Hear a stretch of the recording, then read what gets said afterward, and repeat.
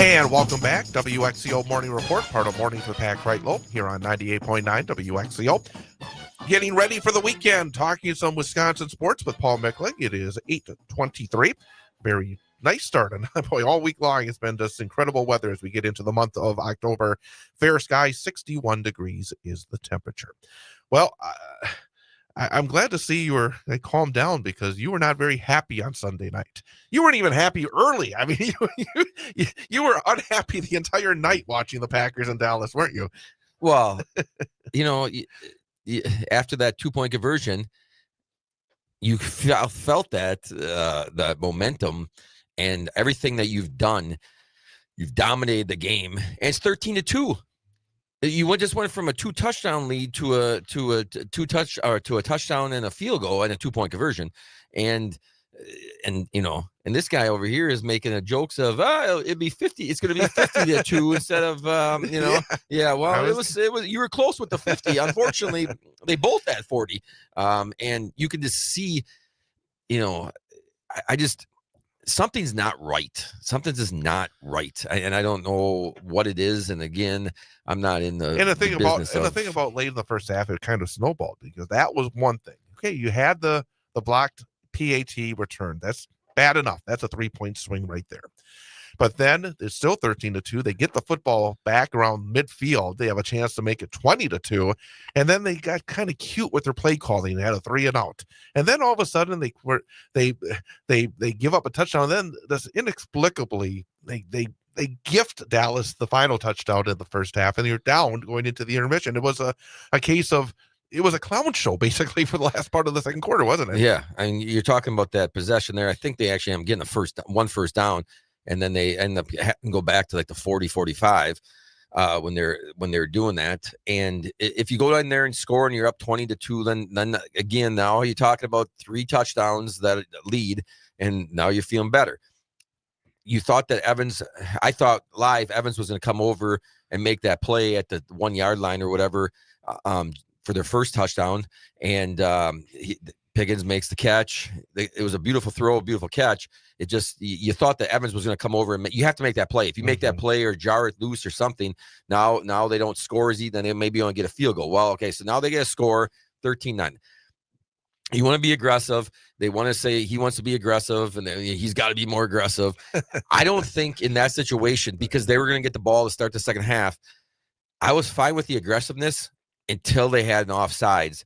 And when they went 1st and 15, and they at the 30 whatever, it was a 30-some yard line with 19 seconds left, the odds of them getting a field goal were none. It had to be low, and just because of how things were going, you have to have a gut feeling like, hey, let's just take the lead going into halftime, right, and just be happy with that and start the second half.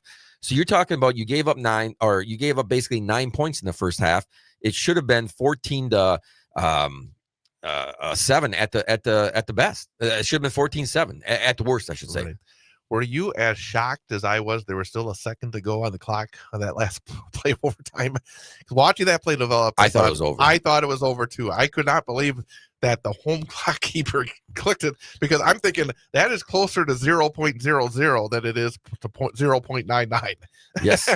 Yes. Sometimes that's what in basketball games you see the 10th of a second. I would have been curious to see how many tenths of a second were left, because watching that clock, I was shocked it didn't go to zeros. I was, yes. I mean, I thought they would have had a look at it again, and that was a whole nother they had 4:40 left, and when they first got the ball, sense of urgency, there was no sense of urgency, and I thought they practiced a 4-minute, that's not just a 2-minute warning drill. They do a 4-minute, and why weren't they not in that from the get-go in that series?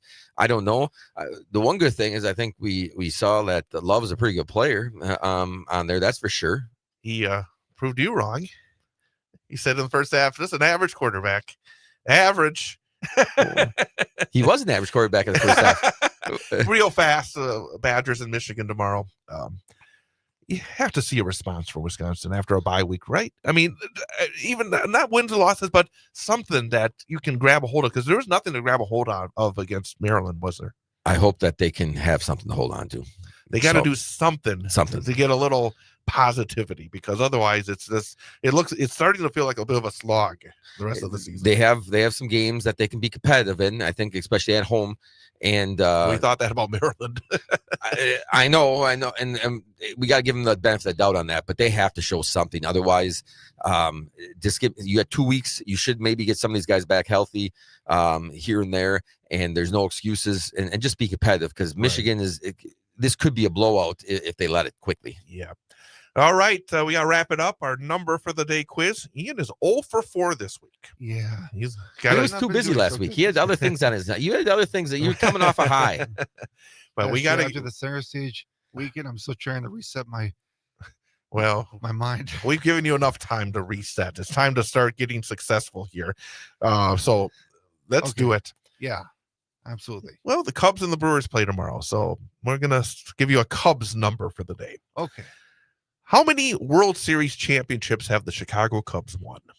That is your number for the day. How many World Series championships have the Cubs won? Okay. What are my choices? Is the correct answer 1, 3, or 5?